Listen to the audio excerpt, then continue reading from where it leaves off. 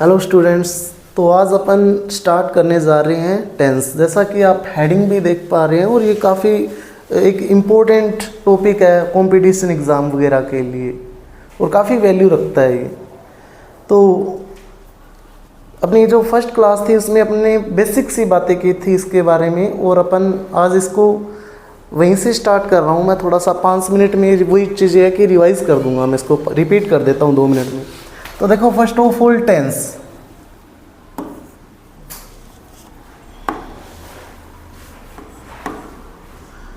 तो ये कौन सी लैंग्वेज का वर्ड है? It is a word of Latin language. It is a word of Latin language. कौन सी लैंग्वेज का ये वर्ड है? लैटिन लैंग्वेज का word. And what is the meaning of tense in Latin language? तो इसका मीनिंग क्या है? टेम्पस। कौन सी लैंग्वेज में? लैटिन में। आफ्टर देन इसका इंग्लिश मीन भी कोई होगा, तो वो इंग्लिश मीन क्या है?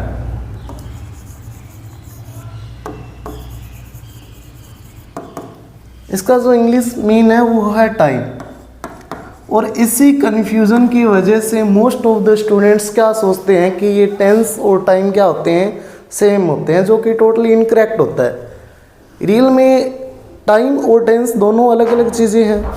अपने टेंस को ही टाइम नहीं बोल सकते। इसी कन्फ्यूज़न क्या होता है उनको कि ये क्या होता है कि टेंस एक लैटिन लैंग्वेज का वर्ड है जिसका टेम्पस मीन होता है और इसी का इंग्लिश में क्या होता है? टाइम मीन होता है। लेकिन इसी कन्फ्यूज़न की वजह से वो इन दोनों को एक मानने लग जाते हैं, जो कि एक है नहीं, दोनों सेम नहीं है। जैसे कि अपनी बात करते हैं वॉच की। वॉच जो होती है वो टाइम को रिप्रेजेंट करती है, टाइम को बताती है। वो खुद नहीं होती है टाइम, वो टाइम को क्या करती है? रिप्रेजेंट करती है। टाइम और टेंस दोनों अपने आप में अलग अलग चीज़ें हैं। जैसे इसको अंदर मैंने PDF भी लगाई है, अलग अलग एक्सप्लेन भी किया हुआ है। जैसे कि देखो कि it is a word of Latin language. Tense क्या है? लैटिन लैंग्वेज का ये वर्ड है। और टेम्पस is the meaning of tense in Latin language. यानी कि इसका क्या मीन है? टेम्पस इसका टेंस का मीन है। और कौन सी लैंग्वेज में है वो? लैटिन लैंग्वेज में है। इसके बाद में time is the meaning of Tempest in English language. यानी टेम्पस का ही मीन क्या है? टाइम है। और कौन सी लैंग्वेज में? इंग्लिश लैंग्वेज में है ये मीन, इंग्लिश में है। इसके बाद में बट नोट लगा के ये चीज़ मैंने लिखी हुई है। वो नोट लगा के क्या बोला हुआ है कि but time and tense are different, we can not say that time is tense. यानी कि हम लोग ये नहीं बोल सकते कि टाइम ही टेंस है, क्योंकि दोनों की दोनों अपने आप में क्या है? सेपरेट चीज़ें हैं, अलग चीज़ें हैं। जैसे एक्सप्लेन करूँ मैं इसको तो देखो कैसे, कि जैसे ये एक सेंटेंस है, इसके अंदर क्या है? टेंस क्या है? देखो, टेंस तो इसे हमारे से पता चल रहा है अपने को क्या है? प्रेजेंट टेंस है। कौन सा टेंस है? Present tense. ये किससे पता चल रहा है? वर्ब की फॉर्म से पता चल रहा है इससे। लेकिन यहाँ पर टाइम देखो ना, टुमारो, जो कि क्या टाइम है? टाइम कौन सा दिया हुआ है यहाँ पर? फ्यूचर टाइम दिया हुआ है। तो अपन इस तरीके से ये बोल सकते हैं कि टेंस और ये जो टाइम है दोनों अपने आप में डिफरेंट है। एक ही टेंस है, एक ही सेंटेंस है, उसके अंदर टाइम अलग दे रखा है, अलग रिप्रेजेंट कर रहा है, और ये टेंस जो है वो अलग रिप्रेजेंट कर रहा है, क्योंकि टेंस यहाँ पर प्रेजेंट है और टाइम क्या है? फ्यूचर है। तो इस तरीके से अपन बोल सकते हैं कि टाइम और टेंस दोनों सेम नहीं होते। इसके बाद में एक एग्जाम्पल और देखो, जैसे कि हनी टेस्ट्स स्वीट। यानी हनी का जो टेस्ट होता है वो क्या होता है? स्वीट होता है। तो अब इसमें देखो, टेंस जो है, टेंस इसमें कौन कौन सा है? प्रेजेंट टेंस भी है, पास्ट भी है, और इसी के साथ फ्यूचर टेंस भी है। इसी के साथ फ्यूचर टेंस भी इसके अंदर डिनोट है। लेकिन एक मिनट, ये क्या होगा कि जैसे टेंस तो कौन सा दिया हुआ है इसके अंदर? ओनली प्रेजेंट टेंस दिया हुआ है। बट टाइम देखो ना, टाइम यहाँ पर क्या दिया हुआ है? टाइम क्या है? प्रेजेंट पास्ट एंड फ्यूचर, तीनों टाइम डिनोट कर रहा है इसके अंदर, तीनों के तीनों टाइम है। अब टेंस इसमें कौन सा है, प्रेजेंट है, बट टाइम कौन सा दिया हुआ है, प्रेजेंट भी है, पास्ट भी है और फ्यूचर भी है। कैसे है फ्यूचर, क्योंकि जो हनी है वो स्वीट प्रेजेंट में भी है, पास्ट में भी था और फ्यूचर में भी रहेगा। इसका जो टेस्ट है वो स्वीट ही है और ये पास्ट में भी यही टेस्ट था, प्रेजेंट में भी है और फ्यूचर में भी यही रहेगा। तो टाइम इसके अंदर प्रेजेंट, पास्ट एंड फ्यूचर तीनों के तीनों है। बट टेंस कौन सा दिया हुआ है, V1 प्लस S या ES, कौन सा आ गया, प्रेजेंट। तो यहाँ पर टेंस कौन सा आ गया, प्रेजेंट टेंस आ गया। इसी तरीके से नेक्स्ट एग्जांपल में देखो, जैसे कि यहाँ पर कुड, टेंस कौन सा दिया गया है यहाँ पर, पास्ट, क्योंकि कैन क्या होता है, प्रेजेंट होता है, और प्रेजेंट का कैन का पास्ट क्या होता है, कुड, जो कि क्या होता है, पास्ट। तो यहाँ पर टेंस क्या है, पास्ट है। लेकिन इसके बाद में बात कब की हो रही है, यहाँ पर टाइम कौन सा है, प्रेजेंट। प्रेजेंट टाइम किससे है कि could I park my car है, यानी कि मैं क्या मैं अपनी कार पार्क कर सकता हूँ क्या यहाँ पर। अब यहाँ पर वो प्रेजेंट टाइम की बात कर रहा है, न कि पास्ट की या फ्यूचर की। ये एक पोलाइट रिक्वेस्ट के लिए यूज़ होता है। तो इसीलिए यहाँ पर टेंस भले इसने पास्ट यूज़ किया हो, बट टाइम प्रेजेंट की ही बात कर रहा है ये, क्योंकि अभी ये कार पार्किंग की बात कर रहा है जो कि प्रेजेंट टाइम का। तो इसीलिए यहाँ पर टाइम जो है वो प्रेजेंट दिया गया है और टेंस क्या दिया गया है, पास्ट दिया गया है। तो इस तरीके से अपन बोल सकते हैं कि टाइम और टेंस दोनों के दोनों क्या है, अपने आप में डिफरेंट थिंग्स है। इसके बाद में नेक्स्ट अब बात करते हैं इसके डेफिनेशन की, कि टेंस की जो डेफिनेशन है कि क्या होता है कि tense is a form of verb, यानी ये वर्ब की फॉर्म होती है जो कि क्या होती है, that is use to show the time of an action, जो कि क्या करती है, किसी भी एक्शन का टाइम शो करती है, टाइम बताती है। ये क्या होती है, वर्ब की फॉर्म होती है, वर्ब की फॉर्म होती है जो कि क्या करती है, किसी भी एक्शन में या सेंटेंस में क्या करती है, टाइम को रिप्रेजेंट करती है, टाइम को बताती है। जैसे कि एग्जांपल देखो, जैसे कि I am a language trainer, तो यहाँ पर जो है इज एम आर से क्या पता चल रहा है कि यहाँ पर टेंस कौन सा दिया गया है, प्रेजेंट टेंस दिया गया।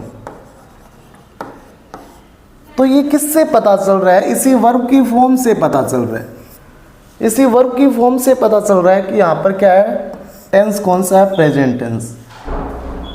और इसी तरीके से यहाँ पर टाइम भी पता चल रहा है कि टाइम कौन सा है, प्रेजेंट टाइम में। अब ये क्या है, देखो जैसे यहाँ पर बताया था ना इसने कि tense is a form of verb, यानी ये देखो वर्ब की फॉर्म है और ये क्या बताती है कि किसी भी एक्शन या नॉन एक्शन का टाइम बताती है। तो इसमें क्या टाइम बता रही है ना कि प्रेजेंट में, अभी मैं क्या हूँ, एक लैंग्वेज ट्रेनर हूँ, तो अभी प्रेजेंट की ही बात हो रही है। इसी तरीके से नेक्स्ट देखो, he is an intelligent person. अब यहाँ पर इज एम आर है, वो किस क्या होता है, प्रेजेंट की बात करता है। तो यहाँ पर टाइम कौन सा है, प्रेजेंट, और टेंस भी कौन सा हो जाएगा, प्रेजेंट। तो यानी कि ये वर्ब की फॉर्म ही है जो कि क्या कर रही है, किसी भी सेंटेंस में क्या बता रही है, वो टाइम को रिप्रेजेंट कर रही है। इसी तरीके से नेक्स्ट में क्या है कि दे वर ईटिंग फूड, यानी वो खाना खा रहे थे। अब वोज वर जो है वो पास्ट है, तो यहाँ पर टेंस कौन सा हो जाएगा, पास्ट हो जाएगा। टेंस कौन सा हो जाएगा, पास्ट टेंस हो जाएगा। तो ये किससे पता चल रहा है, वर्ब की फॉर्म से ही पता चल रहा है। यानी ये क्या होती है, वर्ब की फॉर्म होती है जो कि क्या करती है, किसी भी सेंटेंस में टाइम को रिप्रेजेंट कर रही है। अभी ये पास्ट टाइम को रिप्रेजेंट कर रही है ना, टाइम को क्या, कौन से को, पास्ट टाइम को रिप्रेजेंट कर रही है, क्योंकि वोज वर है वो पास्ट को रिप्रेजेंट करता है। इसके बाद में बात करते हैं अपने टाइप्स ऑफ टेंस, यानी टेंस के टाइप्स की बात करते हैं अपनी। 3 टाइप होते हैं, एक तो present tense, past tense and future tense. These are 3 types of a tense. इसके बाद में नेक्स्ट अब बात करते हैं फर्स्ट ऑफ ऑल अपने प्रेजेंट टेंस की। प्रेजेंट टेंस क्या है कि tense expressing an action that is currently going on और हैबिचुअली परफॉर्म्ड और स्टेट ऑफ दैट करंटली। यानी कि ये क्या होती है कि एक जो प्रेजेंट टेंस है वो क्या है कि करंट में या तो इसमें क्या होता है, करंट में कोई एक्शन हो रहा है, यानी कि प्रेजेंट टाइम में कोई एक्शन हो रहा है, तो वो कौन सा होगा, प्रेजेंट टेंस होगा। जैसे कि एग्जांपल देखो, इसमें एग्जांपल भी मैंने दे रखे हैं कि इसके साथ ही कोई हैबिट में कोई काम हो रहा है, रिपीट हो रहा है बार बार, हैबिट में है वो काम, तो वो भी कौन सा होगा, प्रेजेंट टेंस। और कोई काम है वो करंटली गोइंग ऑन, यानी अभी हो रहा है, अभी चल रहा है, तो वहाँ पर कौन सा होगा, प्रेजेंट टेंस होगा। जैसे the earth revolves around the sun, यानी कि जो अर्थ है वो किसके अराउंड चक्कर लगाती है, सन के अराउंड। तो ये एक उसकी हैबिचुअली वर्क है, रिपीटेड एक्शन है, और ये क्या है, यहाँ पर प्रेजेंट में अभी भी हो रहा है वो काम, पास्ट में भी था, फ्यूचर में भी था, यानी कंटिन्यू वो गोइंग ऑन है, चलता जा रहा है। तो इसीलिए यहाँ पर क्या है, ये बताया हुआ ना, करंटली गोइंग ऑन, यानी अभी भी वो काम चल रहा है, अभी भी तो अर्थ है वो रोटेट हो रही है ना, तो इसीलिए यहाँ पर क्या दिया गया है, कौन सा, प्रेजेंट टेंस यूज हुआ है यहाँ पर। इसके बाद में I go to work every day, यानी मैं डेली वर्क पर काम पर जाता हूँ मैं। अब डेली काम पर जाता हूँ तो यहाँ पर क्या हुआ, हर डे, यानी आज भी जा रहा हूँ, वो प्रेजेंट में भी जा रहा हूँ, तो वहाँ पर टेंस कौन सा हो जाएगा, प्रेजेंट टेंस। इसी तरीके से सी इज रीडिंग ए नोवेल, वो अभी क्या कर रही है, एक नोवेल रीड कर रही है, प्रेजेंट में कर रही है, इट मीन्स, तो यहाँ पर टेंस कौन सा हो जाएगा, प्रेजेंट टेंस हो जाएगा। इसके बाद में बात करते हैं अपने पास्ट टेंस की, पास्ट टेंस। तो देखो a tense expressing an action that has happened, यानी कि ये क्या होता है, पास्ट टेंस क्या होता है, जो पास्ट में कोई इंसिडेंट हुई है, कोई एक्शन है वो पास्ट में हुआ है, कोई इंसिडेंट है वो पास्ट में हो गई है, तो उसके लिए कौन सा टेंस यूज़ होता है, पास्ट टेंस। जैसे एग्जांपल देखो कि आई हैड माई लंच, यानी मैं अपना लंच कर चुका हूँ। अब यहाँ पर ये पास्ट की बात हो रही है, क्योंकि मैं अपना लंच कर चुका हूँ, पास्ट में किया था मैंने, तो यहाँ पर टेंस कौन सा यूज़ हुआ है, पास्ट टेंस यूज़ हुआ है। इसी तरीके से सी वॉज रीडिंग ए नोवेल, यानी वो क्या पढ़ रही थी, नोवेल पढ़ रही थी। अब नोवेल पढ़ रही थी तो वहाँ पर वो पास्ट में पढ़ रही थी, नोवेल पास्ट में पढ़ रही थी वो, तो ये एक्शन कब का है, पास्ट का है, तो टेंस भी कौन सा यूज़ हुआ है, पास्ट टेंस यूज़ हुआ है। इसके बाद में नेक्स्ट फ्यूचर टेंस। फ्यूचर में क्या होगा कि the verb form you used to talk about things that haven't happened yet, यानी कि अब फ्यूचर में क्या होगा कि वो एक्शन जो अभी हुआ नहीं है, ना ही अभी हो रहा है प्रेजेंट में, बट इन फ्यूचर वो होगा, फ्यूचर में वो होगा, तो वहाँ पर टेंस कौन सा यूज़ होगा, फ्यूचर टेंस। एग्जाम्पल देखो, जैसे I will see you tomorrow, यानी कि मैं तुमसे कल मिलूँगा।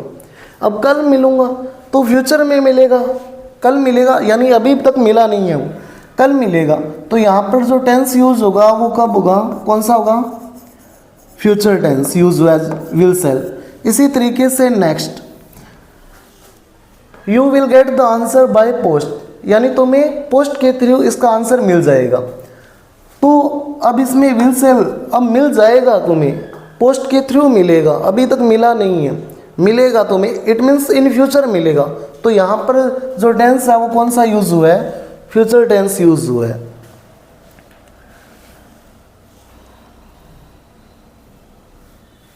इसके बाद में types of present tense.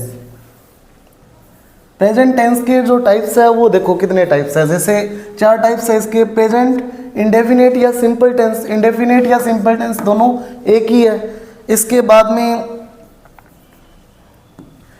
Present continuous tense, present perfect tense और प्रेजेंट परफेक्ट कंटिन्यूस टेंस। इसके बाद में इसी तरीके से types of past tense, past tense के भी वही सेम टाइप है, बट फ़र्क क्या होगा कि यहाँ प्रेजेंट की बजाय क्या लग जाएगा, पास्ट लग जाएगा। जैसे कि एग्जांपल देखो, types of past tense, past indefinite या simple tense, past continuous, past perfect tense और पास्ट परफेक्ट कंटिन्यूस टेंस। इसके बाद में types of future tense, future में भी वही सेम टेंस है, बट पास्ट की बजाय या प्रेजेंट की बजाय इस बार क्या यूज़ होगा, यहाँ पर स्टार्टिंग में फ्यूचर यूज़ होगा। जैसे फ्यूचर इंडेफिनेट या सिंपल टेंस, इसके बाद में future continuous tense, future perfect tense और फ्यूचर परफेक्ट कंटिन्यूस टेंस होगा।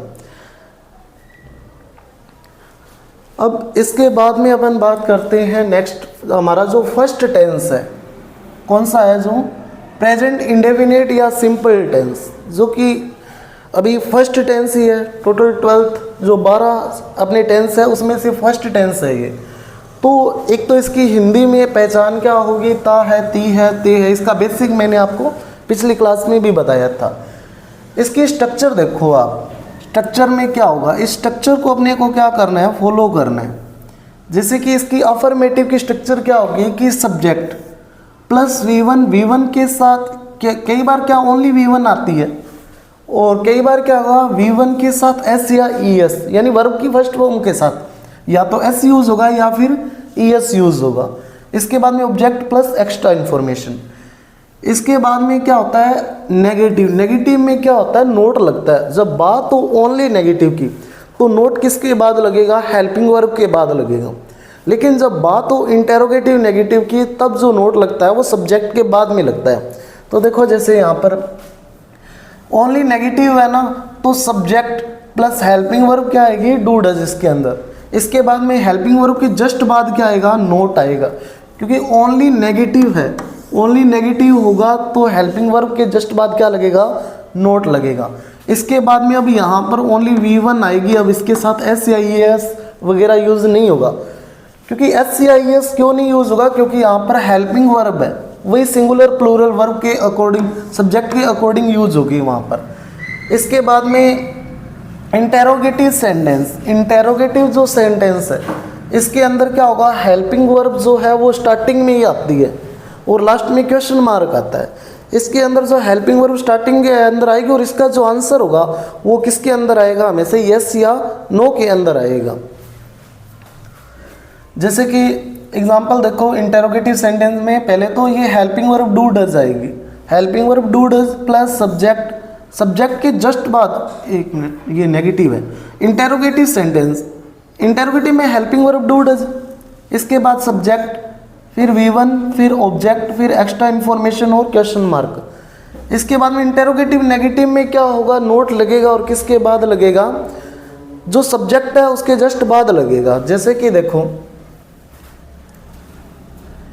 हेल्पिंग वर्ब स्टार्टिंग में आएगी, मैंने बताया था इंटेरोगेटिव है तो हेल्पिंग वर्ब डू या डज। इसके बाद में सब्जेक्ट, इसके बाद में सब्जेक्ट के बाद जस्ट बाद क्या लगेगा, नोट लगेगा, क्योंकि इंटेरोगेटिव सेंटेंस है।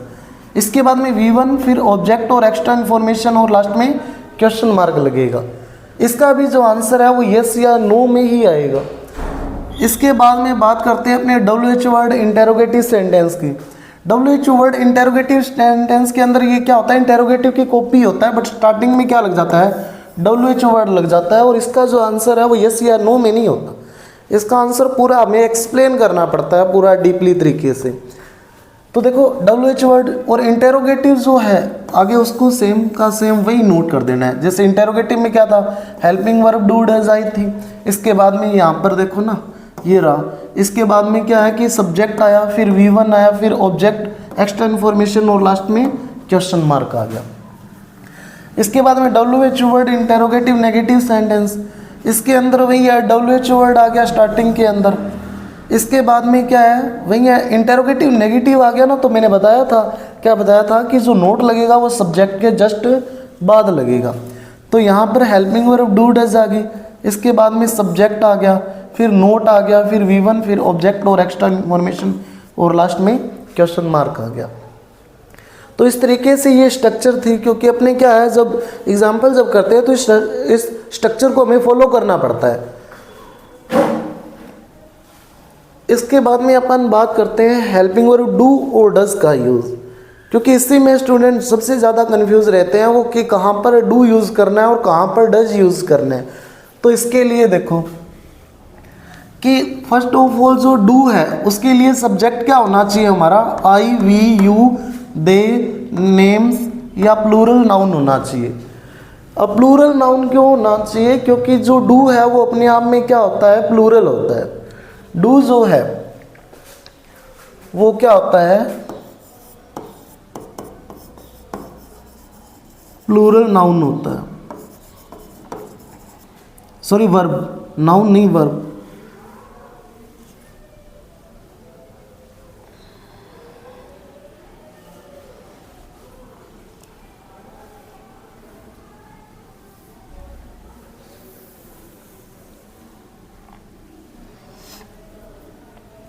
तो ये क्या होगा, प्लूरल वर्ब होगा। इसके बाद में डज जो है उसके साथ क्या यूज होगा,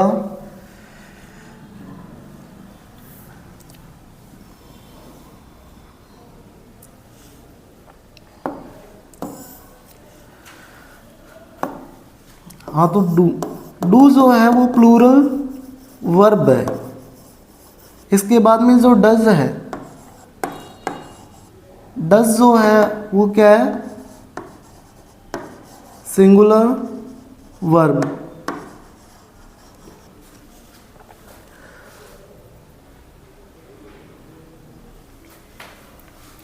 तो डू का यूज, इसके लिए सब्जेक्ट क्या होना चाहिए हमारे पास, आई वी यू दे नेम्स, यानी मोर देन वन नेम, या फिर क्या है प्लूरल नाउन होना चाहिए, यानी एक से ज़्यादा हमारे सब्जेक्ट होने चाहिए। इसके बाद में सेंटेंस टाइप कौन सा होगा, जो मैंने अभी आपको 6 टाइप बताए हैं।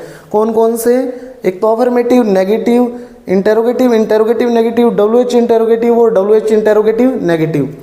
ये 6 टाइप में से क्या होना चाहिए, या तो क्या होना चाहिए नेगेटिव में, और या फिर क्या होना चाहिए इंटेरोगेटिव होना चाहिए। अब इंटेरोगेटिव में इंटेरोगेटिव नेगेटिव भी हो सकता है, और WH इंटेरोगेटिव भी हो सकता है, और WH इंटेरोगेटिव नेगेटिव भी हो सकता है वो। बट ओनली जो अफर्मेटिव है, अफर्मेटिव में ये एज ए मेन वर्ब तो यूज हो सकता है, but as a helping verb use नहीं हो सकता, वो आगे बात करेंगे जैसे कैसे हो। इसके बाद में ओनली V1 के लिए क्या होगा कि अब यहाँ पर आई वी यू दे नेम्स या फिर क्या है प्लूरल नाउन है, तो भले फिर यहाँ पर अफर्मेटिव ही सेंटेंस क्यों ना हो, अफर्मेटिव में भी क्या होगा V1 यूज करोगे आप। इसके बाद में ये अलग अलग टाइप्स बताए हुए हैं। इसके बाद में अफर्मेटिव में ये क्या है कि एज ए यूज हो सकता है मेन वर्ब। डू जो है वो एज ए मेन वर्ब तो यूज हो सकता है, but as a helping verb ये यूज नहीं हो सकता। जैसे हेल्पिंग वर्ब और मेन वर्ब कैसे यूज नहीं हो सकता, जैसे कि एग्जांपल देखो, अपने एग्जांपल से समझ में आएगा। मैं लिख दूं कि I do my work my self, यानी मैं अपना काम खुद करता हूं। अब यहाँ पर जो डू आया है, यहाँ पर जो डू आया है वो किस लिए यूज हुआ है, यहाँ पर ये main verb as a main verb use हुआ है, यहाँ पर ये हेल्पिंग वर्ब नहीं है। क्योंकि अगर हेल्पिंग वर्ब ये होता तो इसके बाद क्या आती, V3 आती, यानी वर्ब की थर्ड फॉर्म आती। तो अपन इस तरीके से बोल सकते हैं कि जो डू है वो इस अफर्मेटिव के अंदर क्या है, main verb, as a main verb तो यूज हो सकता है, but as a helping verb use नहीं हो सकता। क्योंकि यहाँ पर क्या है, अगर ये हेल्पिंग वर्ब एज यूज़ होता तो इसके बाद V3 की ज़रूरत पड़ती, जो कि इसके अंदर यूज़ नहीं होती है, तो फिर ये क्या हो जाता, गलत हो जाता। लेकिन as a main verb use हुआ है ना यहाँ पर। इसके बाद में अब यूज़ ऑफ डज का यूज़ देखो, डज का यूज़ है वो कहाँ कहाँ होगा। एक तो इसके लिए सब्जेक्ट क्या होना चाहिए, ही, सी, इट, नेम, या फिर क्या होना चाहिए सिंगुलर नाउन होना चाहिए। क्या क्या सब्जेक्ट होना चाहिए इसके लिए, ही, सी, इट, नेम या सिंगुलर सब्जेक्ट होना चाहिए। और सेंटेंस टाइप क्या होना चाहिए, या नेगेटिव में आएगा ये, या फिर इंटेरोगेटिव नेगेटिव में भी आ सकता है, WH इंटेरोगेटिव या WH इंटेरोगेटिव नेगेटिव में भी आ सकता है। लेकिन अफर्मेटिव में इसका जो यूज है वो क्या, एज ए मेन वर्ब तो यूज हो सकता है, but as a helping verb use नहीं होगा। जैसे कि डू वाला जो कंसेप्ट है वो सेम कंसेप्ट इसी में चलता है। जैसे कि एग्जांपल देखो,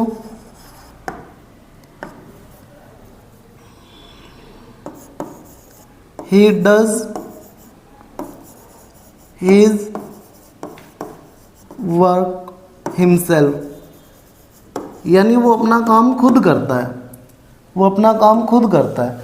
अब यहाँ पर इसके लिए क्या यूज़ हुआ है, ही के बाद क्या हुआ है, डज यूज़ हुआ है। और सेंटेंस भी कौन सा है, ये अफर्मेटिव है, अफर्मेटिव है। लेकिन ये जो डज यूज़ हुआ है वो as a main verb use हुआ है, as a main verb use हुआ है, न कि as a helping verb. As a helping verb use नहीं हुआ है, क्योंकि हेल्पिंग वर्ब अगर ये होता तो इसके बाद V3 आती, जो कि क्या है परफेक्ट में आती है। जो कि परफेक्ट में आती है, और डज वगैरह वैसे भी उसमें परफेक्ट में नहीं होते एज ए हेल्पिंग वर्ब, क्योंकि इसमें as a helping verb has have आता है। तो यहाँ पर ये कंसेप्ट बताया हुआ है कि डज का जो यूज़ है उसके लिए सब्जेक्ट ये होने चाहिए, सेंटेंस टाइप ये होने चाहिए, और इसी के साथ क्या है कि अफर्मेटिव में यूज़ तो होगा but as a main verb use होगा, एज ए हेल्पिंग वर्ब इसका यूज़ नहीं होगा अफर्मेटिव में। इसके बाद में डू जो है वो प्लूरल है और डज जो है वो सिंगुलर है। अब ये भी मैंने बताया था आपको, बेसिक कंसेप्ट जब करवाए थे मैंने आपको, तो क्या बताया था कि अब अपने जब किसी सब्जेक्ट के साथ SEIS लगाते हैं तो इसके बाद क्या होता है कि वो प्लूरल बनता है, जैसे बुक का बुक्स, ऐसे टेबल का टेबल्स हो जाएगा। लेकिन यहाँ पर तो SEIS यूज़ किया तो इसको सिंगुलर बना दिया, और यहाँ पर हटाया तो इसको प्लूरल बना दिया। तो ये क्या कंसेप्ट था? तो इसके पीछे मैंने क्या रीज़न बताया था आपको, कि नोट डाल के बताया था कि नाउन के साथ SES या IES यूज़ होता है तो वो क्या बनता है, प्लूरल नाउन बनता है। जैसे बुक का बुक्स हो जाएगा, टेबल का टेबल्स हो जाएगा। लेकिन वर्ब के साथ SES या फिर IES जब यूज़ होता है तो वो क्या बनता है, सिंगुलर वर्ब बनता है। तब वो क्या यूज़ होगा, सिंगुलर वर्ब। और ये दोनों की दोनों वर्ब है, तो ये क्या है, SEIS लगाते ये क्या बन गया, सिंगुलर वर्ब बन गई। और इधर जो डू है वो क्या है, प्लूरल है।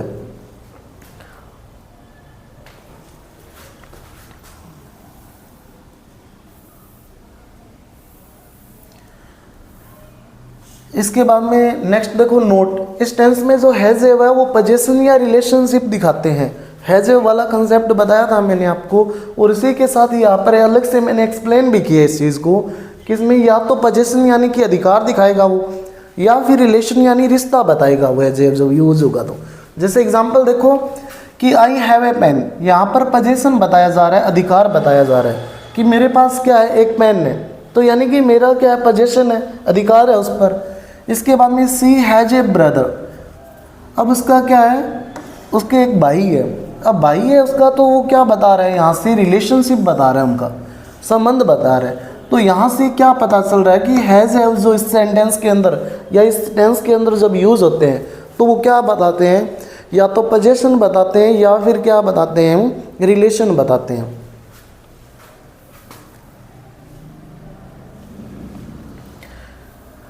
इसके बाद में बात करते हैं अपने कहाँ पर ओनली V1 यूज़ होगी, कहाँ पर V1 के साथ S यूज़ होगा, और कहाँ पर ES यूज़ होगा, और कहाँ पर IES यूज़ होगा। क्योंकि मोस्ट ऑफ द स्टूडेंट्स इसी में कंफ्यूज रहते हैं क्या कि S कहाँ पर यूज़ होगा, ES कहाँ पर यूज़ होगा, और IES कहाँ पर यूज़ होगा। तो इसके लिए क्या है कि यूज हो V1, पहले तो ओनली V1 का यूज़ देखो कहाँ पर होगा। इसके लिए क्या होना चाहिए, subject I we you they names, या फिर क्या होना चाहिए, प्लूरल होना चाहिए। सब्जेक्ट क्या होना चाहिए, आई वी यू दे नेम्स, या फिर क्या होना चाहिए, प्लूरल। तो क्या यूज़ होगा, ओनली वर्ब की फर्स्ट फॉर्म। अफर्मेटिव की बात कर रहा हूँ मैं, इसके अंदर अफर्मेटिव के अंदर ही ये कन्फ्यूज़न होता है कि कहाँ S यूज़ होगा, कहाँ ES यूज़ होगा, और कहाँ IES यूज़ होगा। तो जब उसके अंदर ओनली क्या है कि क्या आ जाए, सब्जेक्ट क्या आ जाए हमारे, आई वी यू दे नेम्स, या फिर प्लूरल आ जाए नाउन, तो क्या आएगा वहाँ पर, ओनली वर्ब की फर्स्ट फॉर्म। एग्जाम्पल मैं करके लिखवा बता देता हूँ यहाँ पर, जैसे कि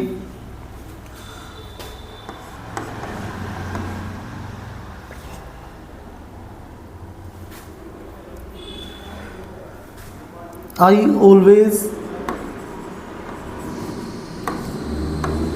गो ऑन मॉर्निंग वॉक, यानी मैं हमेशा कहाँ पर जाता हूँ, मॉर्निंग वॉक में वॉक पर जाता हूँ।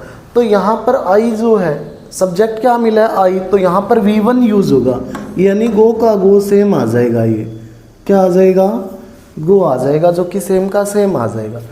इसके बाद में बात करते हैं V1 के साथ S कब यूज़ होगा।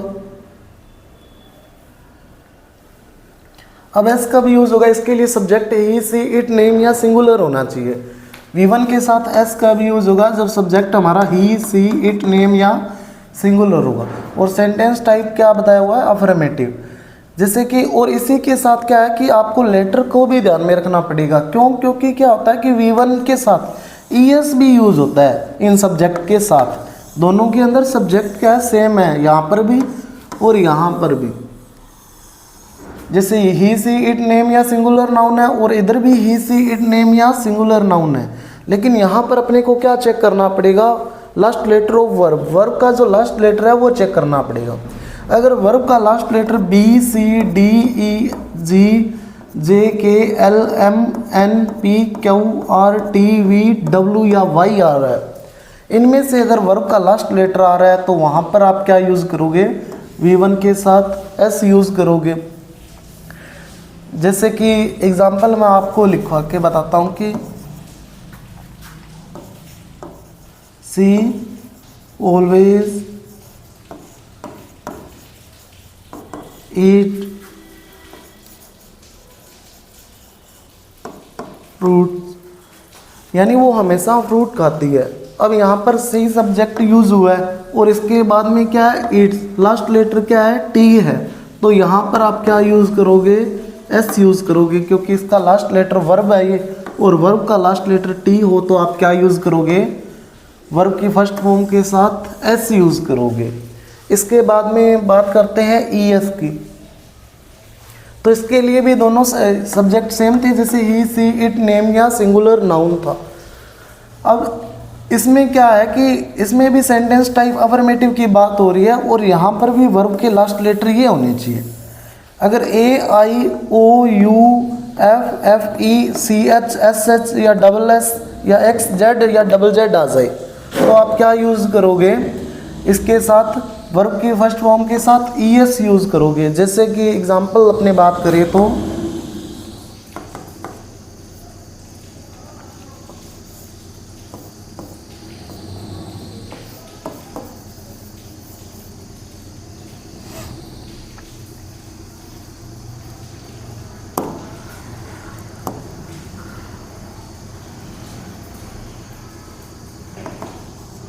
See generally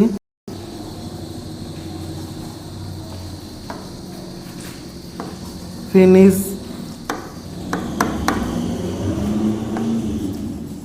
her work. अब यहाँ पर फिनिश है ना, तो इसके अंदर एस एच आया है लास्ट में, और जिसके लास्ट में एस एच वगैरह हो और सब्जेक्ट सी हो तो वहाँ पर आप क्या यूज़ करोगे, ई एस यूज़ करोगे। क्या यूज़ करोगे, ई एस यूज़ करोगे। तो यहाँ पर क्या बन जाएगा फिर, ये फिनिशेस बन जाएगा। तो वहाँ पर क्या लग जाएगा, ई एस लग जाएगा, और ऊपर वाले एग्जाम्पल में मैंने क्या बताया था, यहाँ पर क्या लगेगा, एस लगेगा। दोनों का रीज़न मैंने बता दिया, सब्जेक्ट दोनों के अंदर सेम है, बट चेक क्या करना था हमें, वर्ब का लास्ट लेटर चेक करना था। इधर टी था तो एस लग गया, और इधर क्या है, एस एच था तो ई एस लग गया। दोनों के अंदर डिफरेंस पता चल गया। इसके बाद में बात करते हैं अपने नेक्स्ट, वर्ब का जो लास्ट लेटर अगर अपना वाई है तो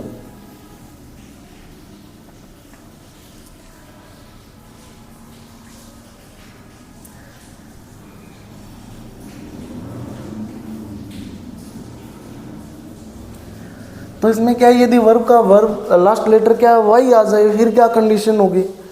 तो इसके लिए 2-3 कंडीशन बनती है कि यदि किसी सेंटेंस का subject he she it name या सिंगुलर हो और वह सेंटेंस प्रेजेंट इंडेफिनिट टेंस का हो तो क्या होगा कि, और अफर्मेटिव हो तो उस सेंटेंस में वर्ब का लास्ट लेटर वाई है, और वाई से अगर ठीक पहले कोई वोवल आ जाए, वोवल यानी कि ए ई आई ओ यू आ जाए, लास्ट लेटर कोई वर्ब है उसका लास्ट लेटर वोवल वाई है, और वाई से जस्ट पहले क्या आ रहा है, वोवल आ रहा है। और वोवल कौन कौन से, जैसे ए ई आई ओ यू, इनमें से कोई आ जाए तो आप क्या करोगे, वहाँ पर उस वर्ब के साथ एस यूज़ होगा। जैसे कि प्ले है तो ये क्या हो जाएगा, प्लेज हो जाएगा, एस लग जाएगा फिर इनके साथ। ये वर्ब के साथ क्या यूज़ होगा, एस यूज़ होगा। इसी तरीके से है तो क्या हो जाएगा, सेज हो जाएगा, क्योंकि यहाँ पर क्या लास्ट लेटर वाई है और वाई से जस्ट पहले क्या दिया हुआ है, वोवल दिया हुआ है। इसके बाद में बात करते हैं कॉन्सोनेंट की।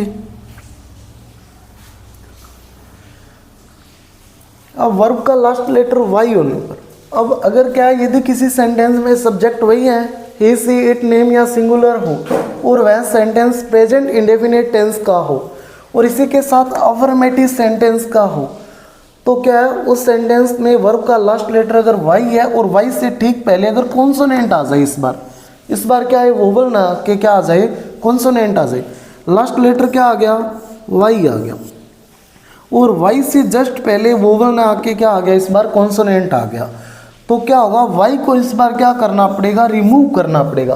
पहले तो वाई के साथ एस लगा रहे थे जब इससे पहले वोवल आ रहा था, लेकिन अब इस बार क्या करना पड़ेगा, अगर कॉन्सोनेंट आया तो वाई को हटाना पड़ेगा और उसको रिप्लेस करके क्या यूज़ करना पड़ेगा, आई ई एस यूज़ करना पड़ेगा।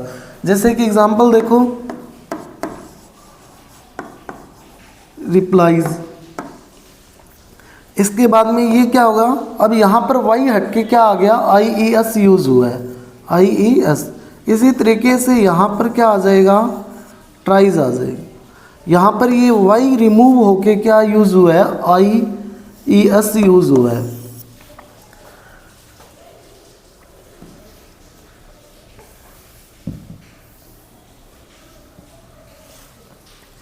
इसके बाद में बात करते हैं इसकी कीज़ की। इसको एडवर्ब या कीज़ भी बोलते हैं, जो कि क्या क्या है, जैसे कि हार्डली हो गया, क्योंकि आइडेंटिफिकेशन तो इन्हीं से होगी ना इसकी, कि जैसे हार्डली हो गया, स्केर्सली हो गया, बेयरली हो गया, हैबिचुअली हो गया, ऑलवेज हो गया, यूजुअली हो गया, कॉमनली यानी कि आमतौर पर, या फिर क्या होगा सामान्यतः, generally, rarely, regularly, eventually, daily, often, seldom यानी सेल्डम क्या था, कभी कभी, नेवर यानी कभी नहीं, एवरी के बाद क्या मिलेगा आपको, टाइम मिलेगा, और टाइम में क्या मिलेगा एवरी के बाद, जैसे day, night, week, month, year, decade, century, ये मिल जाएंगे आपको। इसके बाद में इसी तरीके से ईच भी है, ईच के बाद क्या मिलेगा, टाइम, और टाइम में वही है day, night, week, month, year, decades या सेंचुरी। डिकेड क्या होता है, पीरियड ऑफ 10 ईयर्स, ये क्या होता है 10 साल का टाइम पीरियड होता है। और इसके बाद में क्या मिलेगा आपको, वंस के बाद में क्या मिलेगा, a day, a night, a week, a month, a year, a decade या ए सेंचुरी। ट्वाइस के बाद भी ये सेम चीज़ें मिलेगी। इसके बाद में ऑन प्लस टाइम मिलेगा, जैसे संडे, मंडे, ट्यूसडे। इसके बाद में ऑन प्लस फेस्टिवल आ जाएगा, फेस्टिवल नेम आ जाएगा, जैसे होली आ गया, दिवाली आ गया या क्रिसमस आ गया। तो इस तरीके से ये क्या रहेगी, इसकी कीज रहेगी, जिनसे अपने को टेंस पता चलेगा कि कौन सा टेंस है यहाँ पर।